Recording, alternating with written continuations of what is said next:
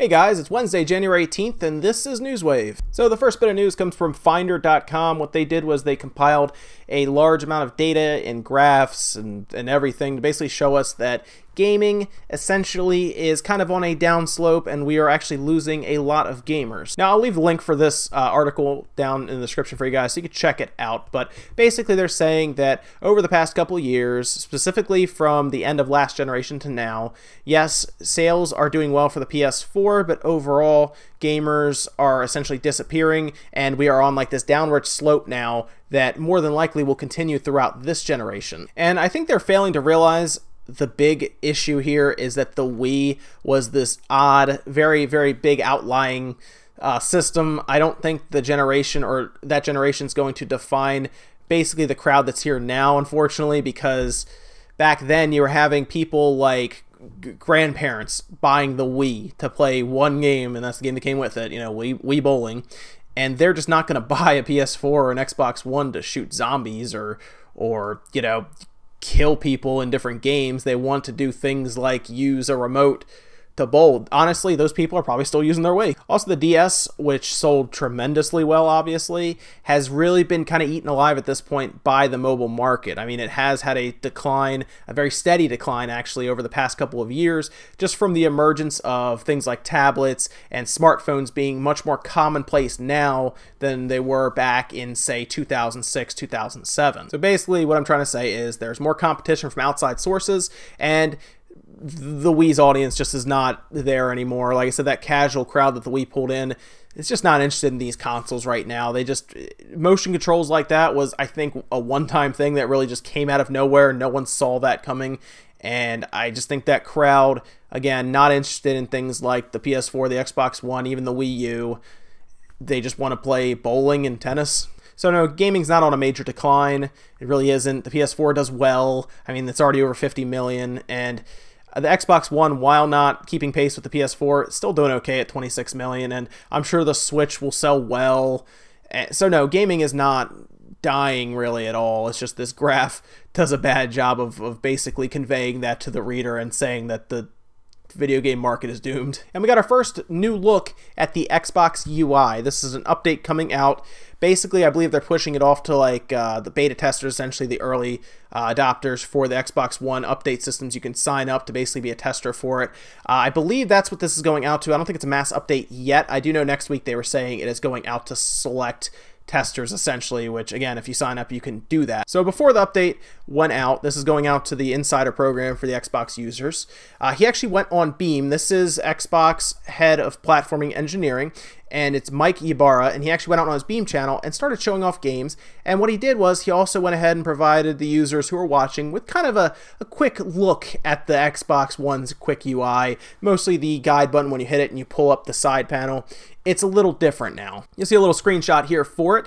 It actually looks a little cleaner now. You do have the time up top along with the battery icon for the controller. Battery icon, you had to actually go back to the home menu before to see it. Now it's pretty much at a glance. It's definitely a little easier to do things like multitasking now. I think that Microsoft has realized that the Kinect, while is actually a pretty cool thing, it's probably not worth the amount of money that it is just to do voice commands. But if you have the original Xbox One and you just have a Kinect, it is definitely more convenient, I will admit that. And they're also talking about adding things like a new achievement tracking overlay, gamer score leaderboard, Cortana design. There's a lot of stuff they're adding to this UI. I mean, they're really trying to develop a very seamless, a very feature-packed operating system for the Xbox. They're very fortunate to be able to run on Windows 10, essentially, because that just gives them a lot more options, obviously. They're also adding better controls for background music. I don't know if you guys remember playing that on 360 where you could kind of do background music for things. It was an awesome feature. I liked it a lot. I remember I played Ninja Gaiden 2 just with random music playing in the background while I was doing it, and it was a lot of fun. So I'm glad they're making it easier to do things like background music through the guide button. That's awesome. And we got a first report of Last Guardian and how the sales did for that game. And they did okay. Now, I don't think it's a secret that Last Guardian, I don't think anyone was expecting it to be a big blockbuster sales hit at all. In its first week to market, it did 484,000 units sold through. And honestly, for that game and the marketing that was involved, which wasn't a ton, and the delays, and was it canceled, was it not canceled, oh, here it is, it's coming out, I think it's okay. I think that's an okay number. And keep in mind, that's just for its first week. I mean, that's still not counting the rest of the time it's going to be on the market. Will it hit 1 million units sold through? I think that's tough. I don't know if it will. It might. I do know Shadow of the Colossus Ico collection for the PS3 did top 1 million.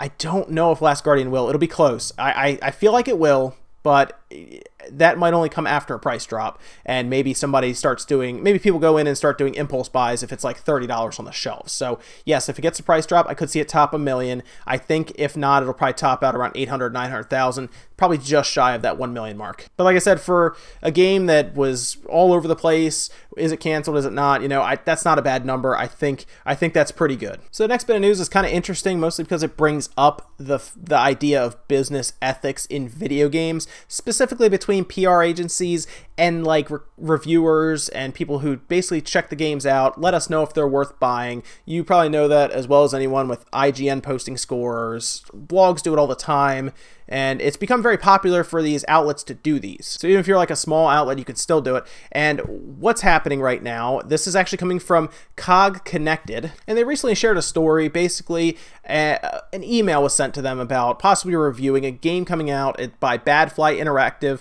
called Dead Effect 2, and they sent them a code. So what happens is when you want to review a game, a lot of times you either have to send a request for a code, or they will basically get in touch with you, talk to you about the game. Oh, do you want to review it? Here, we'll basically provide a review copy, whether it be a code or they'll actually mail you the game physically. And you basically take that game, you then review it by playing through it, obviously, going through that whole thing, and then you put a review score out. And Badfly basically sends over a little spiel about how they're a smaller company, you know, but 11 people are designing this game, you know, all that good stuff. Keep that in mind for your review. That makes sense to me, but their next line was not very good. So what they do is they basically send this code to them with this also attached. It says, also, we're working on several other games that are definitely interesting, and if you review or preview of Dead Effect 2 is very negative, you won't receive any keys from us in the future. So they're saying if it's an unfair review, I guess, in their mind, because of course they've worked this whole time on this game, they've probably put a lot of time into it, so in their mind it's a good game. But from an objective standpoint with a reviewer or a critic, maybe they don't think it's a good game and they want to put out their opinion on it. You should not be worried about having to put your opinion out about something, because let's be honest, guys, review scores, no matter how much you try not to be opinionated, they always come down to the person who's reviewing it, their taste about the game. And you see it sometimes, like where somebody who's reviewing a game on IGN maybe doesn't like RPGs, but they're stuck reviewing the RPG. Maybe they don't like shooters, but they're stuck reviewing the shooter. And that can affect the score. It really can. So what I feel like Badfly is basically trying to say, look, keep the review fair, and we'll keep doing business together. And I don't think they're trying to say, give us a good score or we won't send you any more keys, because that's really bad on their part. Also, I just want to put this out there. The developer, whoever's developing games, they don't have to send any of this stuff to people. They don't have to send a code. They don't have to send a game. I remember when I was trying to do it with a website for a while, I had to basically go buy all my games. There were a few companies that were polite enough to send a code over just to help me out so I get a game on Steam that I can then review. But there's nothing says they have to do it. I will say the coolest company I actually did anything with was it was Sega. They actually sent over Alien Isolation, like straight up. They next day airmailed it to me. And that was shocking, but most of these companies don't have to send anybody anything to get it reviewed, and it's more of a perk, to be honest, because then you don't have to spend money and write it off as an expense. And here we go, guys. I told you before, Resident Evil 7 is leaked. Be careful about the internet. If you don't want to hear anything about Resident Evil 7, now I'm not going to reveal anything, but I'm about to talk about how long it takes to beat the game and how many times you may or may not have to restart.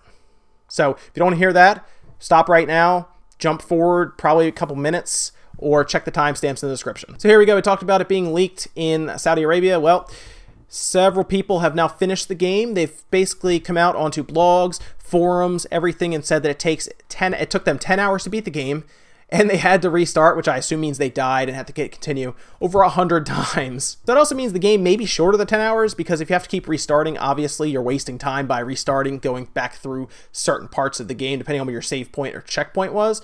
So this game may be easier to breeze through. Now, that's just saying that they probably tried to beat it as fast as they could because, of course, someone wanted to leak the ending, and it's out there. You can go see the ending of Resident Evil 7 now, Resident Evil Biohazard, before the game even comes out, and that happens all the time. I remember Final Fantasy 15 ran into the same issue where people were leaking that, too. Ah, man. So be careful on the internet, guys, like I said before, but it's good to know Resident Evil, which is a horror game, obviously, Biohazard, will get you a good chunk of game time out of that. 10 hours for a horror game like that's not bad, and I'm sure, like I said, they probably ran through it as fast as they could without checking things. There's a chance you could get 12 to 15 hours out of this game total. That's not terrible. And head of Valve Operations, Gabe Newell, talked about a couple things in a recent AMA in Reddit, and the one big thing is he answered questions based around the games they're working on. And of course, what's the question you think is coming up? Everyone's going to ask about Half-Life 3, and he shot that down pretty quickly. Didn't want to talk about Half-Life 3. No, there's no 3 coming out, basically. But they were talking about possibly having a new IP that is based around the Half-Life universe, maybe even taking place in the Half-Life universe. Maybe you have different characters, different game type. I mean, really, Valve can do whatever they want. They don't have to make games at this point. I think, honestly, the Steam store has kind of spoiled them as a game creator because they just don't feel the drive to do that anymore. I mean, Half-Life 1 and 2 was designed by them to put out and sell because you make money that way.